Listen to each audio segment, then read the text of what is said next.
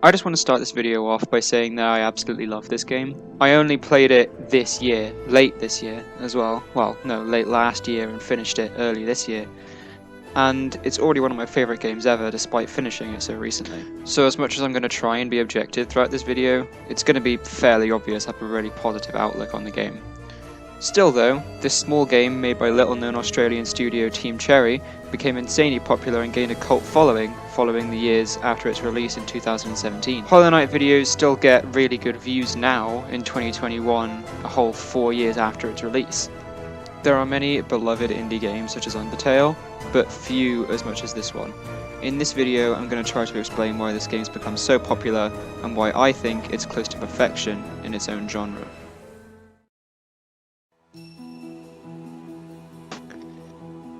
Everything in this game, from the combat to the bosses and map design, is absolutely phenomenal, and I'll go into that later, but the thing that immediately got my attention in this game was the atmosphere it creates. From Christopher Larkin's stellar soundtrack to Ari Gibson's beautiful art style, this game is endearing, charming, and create any atmosphere it wants due to its sound and visual design. Whether it wants to be creepy, like in the Caves of Deep Nest,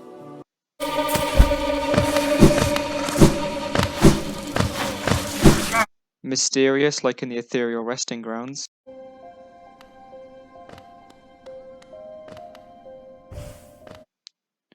or the grandest soundtrack in the game for fighting a fucking bee.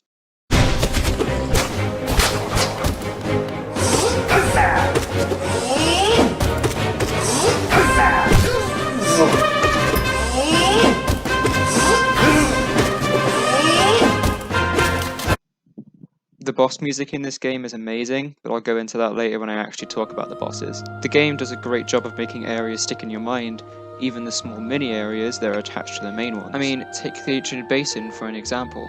The main area is grey and gets progressively more infected as you travel through it. Again, perfect atmosphere considering the lore and background of the area. This then connects to two sub-areas, each with their own phenomenal design and feeling. These areas being the Abyss, where a good portion of the story unravels, and then the White Palace with its challenging parkour, including... yeah, let's not talk about that. Despite the area that shall not be named, the White Palace is a stellar area with its own really important story significance and the fate of the Pale King lying within it. 3 areas technically in the same place have such different and distinct atmospheres, but still mesh together perfectly. It's brilliant. The City of Tears is most likely the area you will spend the most time in throughout the game, and to be honest, I won't complain about that. This area is huge, and there's a huge amount of significance when you enter it, like it's the heart of Hallownest. When the huge stone door slams behind you, you know you've entered an important area in the game. Also, little tidbit, I know you're probably wondering how there's rain underground, but if you look at where the City of Tears is, it's directly under the Blue Lake, which is what's creating the rain, which I think is pretty cool. Again, the soundtrack in this area is phenomenal, and the look of the area is really striking, leading up to the beautiful setting for your fight with the Soul Master, no matter how much of a bitch his run back is. This area also has one of my favourite moments in the game, but I'm gonna save that for later.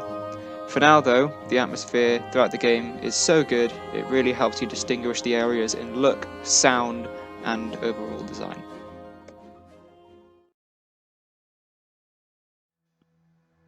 This is probably the most recognised and praised aspect of Hollow Knight. There are long videos on YouTube just about the design and world of Hallownest. The overall scale of this game is what really impresses and surprises people when they play it. When you first drop into the Crossroads, the first true area of the game, it's pretty unlikely you'll realise just how big and interconnected this area is. As the name suggests, you could pretty much get to anywhere in Hallownest from here, and the area just evolves more and more as the game goes on, whether it's the tram, Salubra, or the slight makeover the area goes through after you beat the Broken Vessel. To be honest though, the navigation and map design is something that's been talked about a bunch on YouTube, so I'll just go through the moments that stuck out to me throughout the game. So the game starts in the crossroads, and from here the game can be fairly linear as you travel to the green path, which is my favourite area in the game, and again the scenery changes brilliantly from the dark blues of the crossroads to the vibrant colours of the green path, and then into the mysterious Fort Canyon. The fungal wastes for me is when I realise just how big this game is, and how far I had come from the crossroads. Then, though, in the middle of the fungal wastes, I went up a path and found myself back in the crossroads.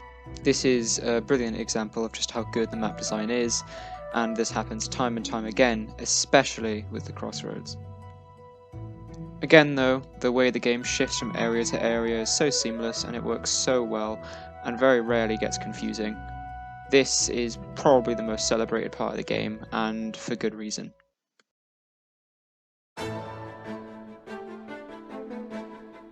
One thing I will say about Hollow Knight, as much as I love it, is that it doesn't really do anything that's the best out of any game I've ever played, but it just does most things extremely well. Nothing shows this better than the bosses, in my opinion.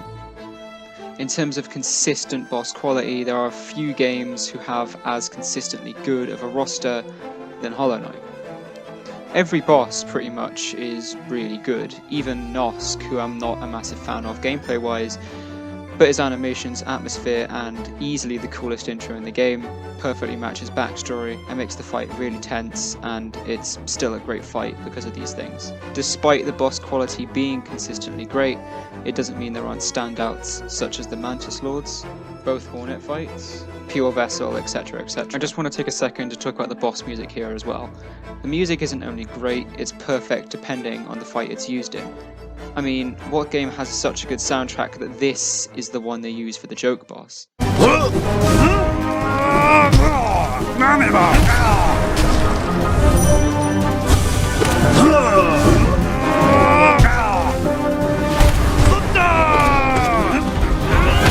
As well as this, tell me this doesn't sound exactly how fighting a fucking god should sound.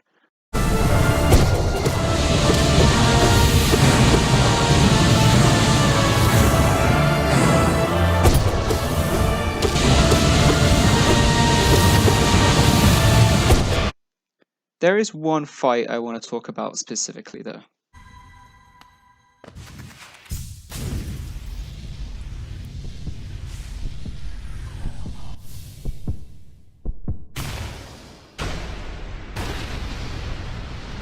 Nightmare King Grim is one of the best fights I've played in a game, and he also killed me more than any boss in any game ever. Yeah, this fight's really difficult. The pace of the fight is phenomenal, it's so fast from start to finish. The only time I could find to heal is when he turns into a bat when he gets staggered before he turns into a pufferfish. Neither of which are bugs in a game about bugs, but yeah, we move. Back to the point though, the fight's intense and punishing, but it's well balanced because of the no existent run back, and it's a dream fight, so you can use fragile charms to your heart's content. The Nightmare King does 2 damage every time he hits you. This makes the fight even more challenging. The fight is just pure adrenaline the entire way through, and just listen to the soundtrack.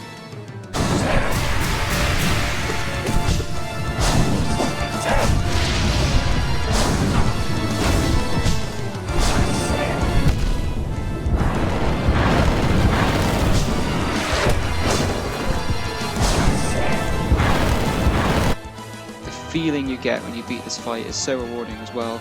You feel like you earned that win, and on my 56th fucking attempt, I finally got that. The bosses in this game are pretty much all really good, and Nightmare King Grim is the absolute peak for me, but that's probably because I experienced it for the longest time throughout my, once again, 56 fucking attempts. There's a couple bosses I left out here though, because I just think they're enhanced by the final thing I want to talk about in the video.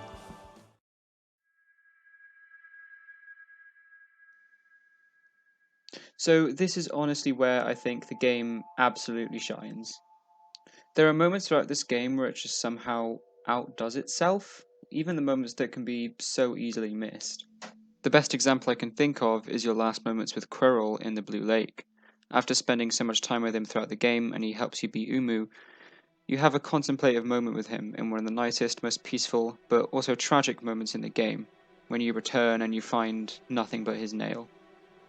In the main story though, there's a sequence of events that just elevated this game in my mind.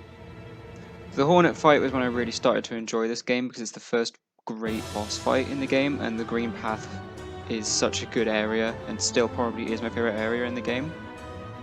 And then you enter the City of Tears, and you see the first cutscene since the very beginning of the game. This makes it stick out in your mind, and also the slight revelation that you're not the Hollow Knight. This is also the first time you see Hornet since her fight in Green Path, and you realise she might be a much bigger player in this game than you originally thought.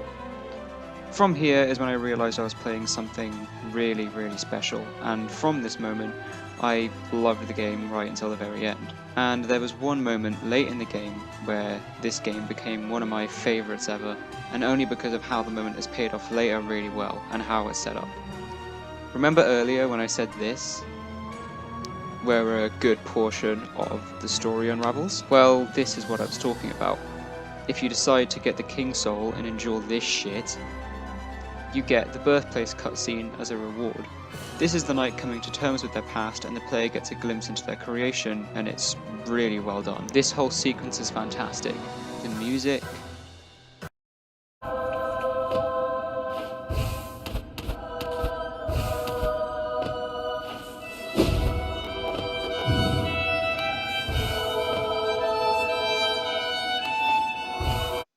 the increasing tenseness of the climb, and the tragedy of seeing the other vessels fall as you climb your way out of the abyss.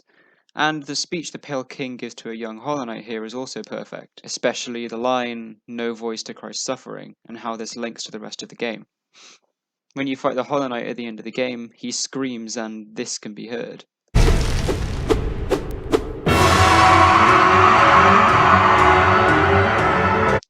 Showing that he was not successful as a hollow vessel. On the other hand, when you fight the pure vessel at the peak of the Fourth Pantheon, his scream at the start of the fight can't be heard.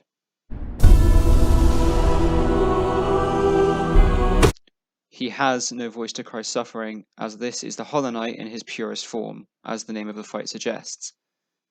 That's not the only way this cutscene sets up the ending of the game, though. When you fight the Hollow Knight at the end, at first the theme is fairly triumphant, tense, and how you would expect a final boss theme to be. But as you get closer to beating him, this plays.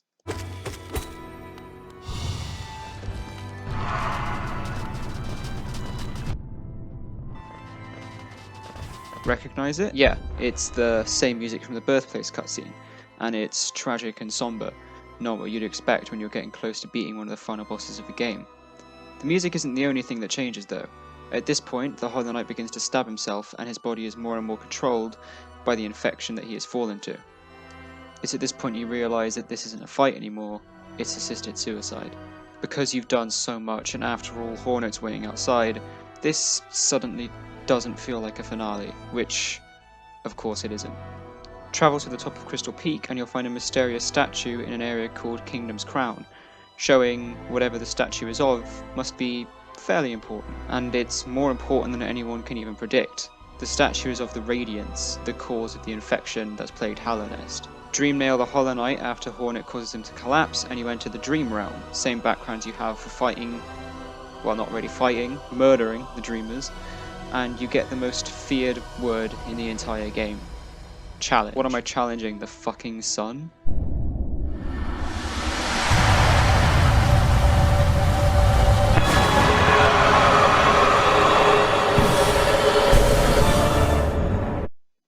The full title screen, the only one in the game other than Nightmare King Grim, lets you know that this is it now. Everything in the game has been leading up to this, and the fight delivers. Fuck, this fight is hard, but it's literally a god, so it makes sense.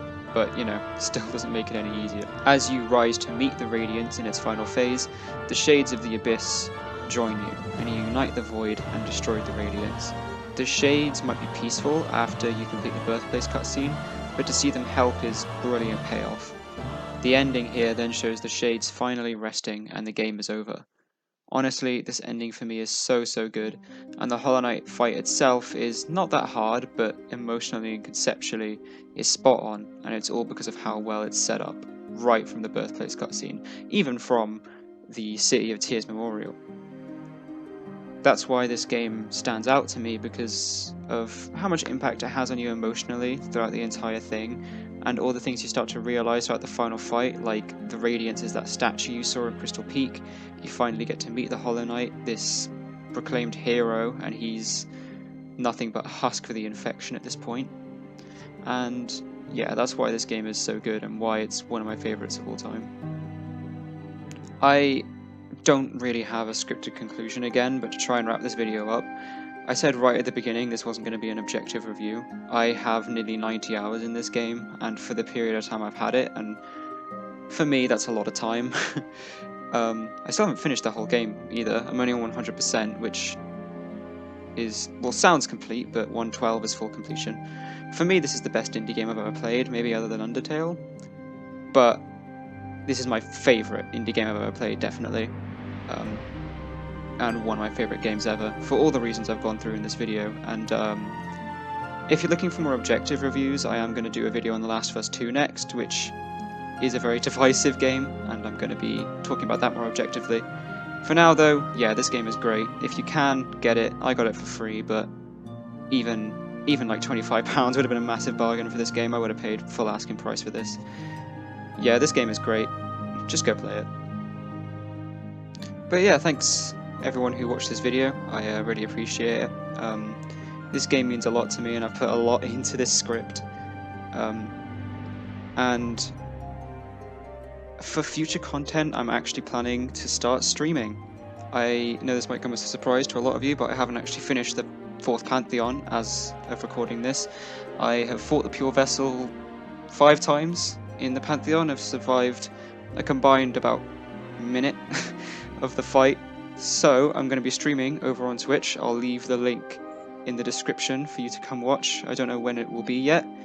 I'll post when I am streaming, and I'll be streaming some Hollow Knight and some Hitman, and yeah, if you want to come join, that would be great. But thanks everyone for watching this, and I'll see you guys in the next one.